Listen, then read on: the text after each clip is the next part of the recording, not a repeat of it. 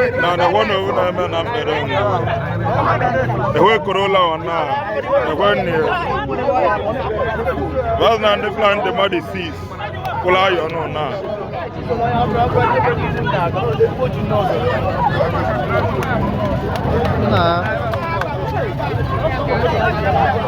The one near. Well, two places now,